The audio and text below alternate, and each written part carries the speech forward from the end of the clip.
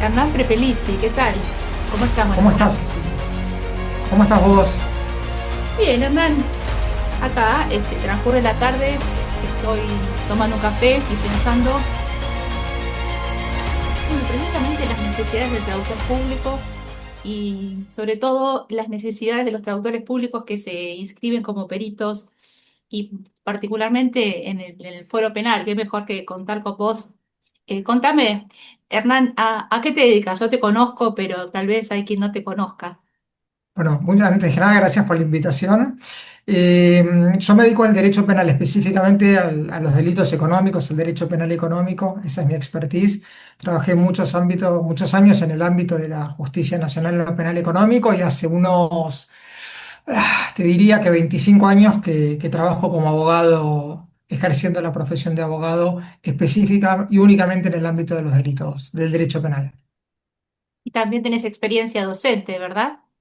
Sí, sí, la docencia es algo que siempre me gustó mucho. Di clases muchos años en la Universidad de Buenos Aires, tanto en grado como en posgrado. Y nada, la docencia es algo que me parece importante para nosotros, para mantenernos capacitados y actualizados y compartir, ¿no? Siempre hay que ser generoso con el conocimiento y compartir todo lo que uno pueda aportar.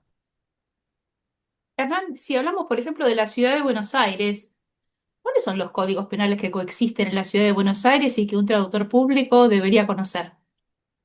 Bueno, la pregunta es muy buena. Vos sabés que código penal tenemos uno que nos rige para todo el país, pero códigos procesales penales tenemos uno para cada jurisdicción. Y en la ciudad de Buenos Aires coexisten varias jurisdicciones. Tenemos la justicia nacional, la justicia federal y la justicia de la ciudad. Y las tres operan en el ámbito territorial de la ciudad autónoma de Buenos Aires, cada una en el ámbito de sus competencias. Entonces, en materia penal vamos a ver que hay delitos que son juzgados digamos que tramitan ante la justicia federal, que tiene su emplazamiento principal en Comodoro Pi. Lo menciono porque mucha gente oye hablar de la justicia de Comodoro Pi, esa es la justicia federal. Después tenemos la justicia nacional en lo criminal y correccional, que es donde tramitan los delitos ordinarios de competencia nacional. Después tenemos la justicia penal y contravencional de la Ciudad Autónoma de Buenos Aires, que interviene en un montón de otros delitos. Con el tiempo hubo un traspaso de competencias penales de la justicia nacional a la justicia de la ciudad, con lo cual los delitos hoy ordinarios, digamos, se reparten entre la justicia nacional y la justicia penal de la Ciudad Autónoma de Buenos Aires. Así que operan en simultáneo en el ámbito territorial de la Ciudad de Buenos Aires tres modelos procesales penales. También hay una mutación hacia el sistema adversarial. Hay una mutación del sistema adversarial que a partir de que se está buscando implementar y poner en práctica en el ámbito de la Ciudad Autónoma de Buenos Aires el modelo del Código Procesal Penal Federal que rige para los delitos federales. En el interior del país ya casi todas las jurisdicciones, no todas, pero casi todas ya lo están implementando y el año pasado iba a empezar a regir para la justicia federal de la Ciudad de Buenos Aires y se postergó. En principio la fecha anunciada es abril de este año. No sé si va a entrar a regir o lo van a volver a postergar. Cada tanto en las noticias se lee la sensación que tenemos los operadores del sistema es que esto se va a volver a postergar al menos una vez más. Pero bueno, sí, nosotros hoy estamos rigiéndonos en la justicia federal por el Código Procesal Penal Nacional, el CPPN, como lo conocemos todos, y el modelo que se busca implementar, que es un modelo mucho más adversarial, que hicimos un cambio de paradigma, es el CPPF, que es el Código Procesal Penal Federal, pero bueno, no se sabe cuándo va a empezar a regir en el ámbito de la Justicia Federal de la Ciudad de Buenos Aires. Por lo pronto nos estás aportando grandes lineamientos terminológicos y conceptuales. Estoy segura de que ya con esta conversación varios van a sacar muchísimos datos jugosos. Yo te cuento un ejemplo típico de lo que sería nuestra intervención profesional. Supuestamente recibimos una llamada telefónica y tenemos que dirigirnos a Ezeiza para intervenir en una indagatoria. Como traductores públicos, bueno, somos los únicos habilitados para actuar como intérpretes. Pero, Hernán, ¿no te parece que previo a eso yo debería conocer qué es una indagatoria? ¿Qué podrías decirnos? Mira, no solo que es una indagatoria, deberías de tener una idea general del proceso penal, porque la Claro. indagatoria no es un acto aislado, la indagatoria es un acto procesal sumamente importante que se inserta en el marco de un procedimiento y el derecho procesal penal tiene toda una terminología que no es indistinta una palabra que la otra, porque se refiere a situaciones distintas. Entonces, me parece muy importante, y yo he trabajado con muchos traductores y muchos intérpretes a lo largo de estos años, me parece muy importante Ah, mira qué que quien interesante. oficia de intérprete entienda y conozca de lo que se trata el acto que se está llevando adelante, en qué momento de la etapa del proceso se inserta, cuál es su sentido, cuál es la terminología específica, porque en distintos modelos procesales de distintos países, cada palabra significa algo distinto. Entonces me parece importante digamos, la precisión lingüística en la terminología para que la interpretación o la traducción sea fidedigna y fiel refleje lo que se quiere transmitir. Una declaración indagatoria, vos me preguntabas, es tal vez el primer y principal acto de defensa material que tiene una persona. Cuando el juez tiene cierto grado, vamos a hablar para elegir un modelo del Código Procesal Penal Nacional, sí que es donde está establecida la indagatoria tal como la conocemos, porque el modelo federal no va a estar y en el modelo de la ciudad es distinta. Pero vamos a hablar del modelo nacional para ubicarnos donde estamos. En el Código Procesal Penal de la Nación, la indagatoria es aquella declaración que le recibe el juez a una persona cuando sospecha que esa persona participó en la comisión de un delito o pudo haber participado en la comisión de un delito. Entonces, este acto procesal convierte a la persona en un imputado, porque el juez le traslada la imputación y el cargo y le dice esto es de lo que se lo acusa y le informa cuáles son las pruebas que existen en su contra y como contrapartida, por eso también un acto de defensa, no solo de imputación, le da al imputado la posibilidad de que se defienda, de que diga lo que tenga que decir en su beneficio respecto de esa imputación y respecto de esas pruebas. Y esto ocurre en el marco de la primera etapa del proceso penal en el Código Procesal Penal de la Nación, que es la etapa instructoria, ¿sí? Que es una etapa principalmente escrita y que ocurre ante un juez este acto. Pero es importante el contexto y el sentido para que la persona que está participando de este acto pueda realmente entender qué es lo que está pasando. Seguramente.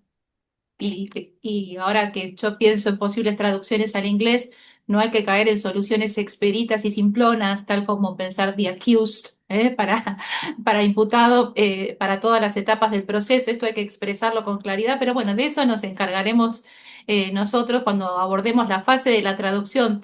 Eh, Comentame algo acerca de los delitos económicos, porque esta es tu área de especialidad. Uno cuando piensa en ejemplos o elabora ejemplificaciones para entender el derecho penal, piensa en el robo o en un hurto, ¿qué más? Algún homicidio, pero el derecho se complejiza y hay una modernización, por así decirlo, que nos lleva a otro plano. Y me gustaría que me expliques un poco más acerca de los delitos económicos.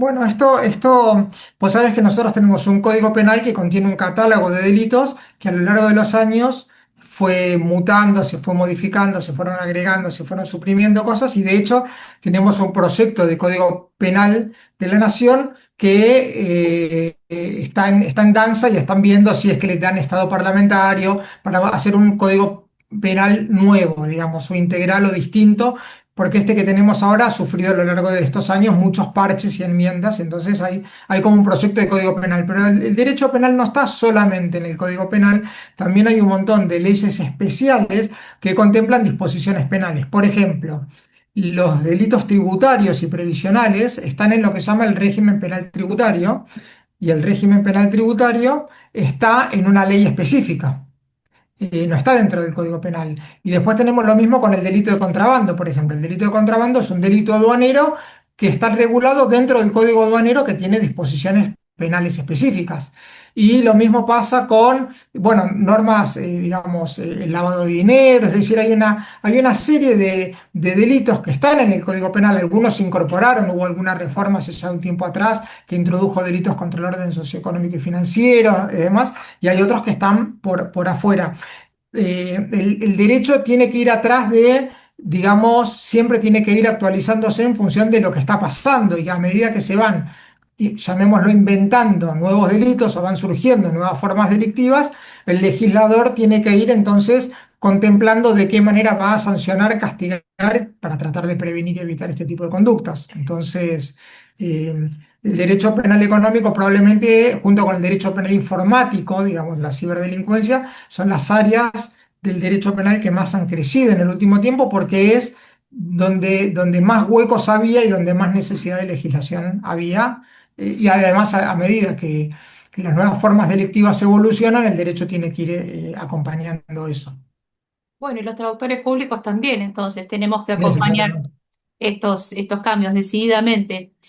Eh, Todos los profesionales, tanto los abogados como con todos los que Sí, operan en el sí, claro, sistema, por supuesto. especialmente los traductores, que tienen que entender, digamos, cómo funcionan estos delitos, qué es lo que contemplan, cómo funciona el ámbito procesal. La actualización para ustedes es tan necesaria como para nosotros.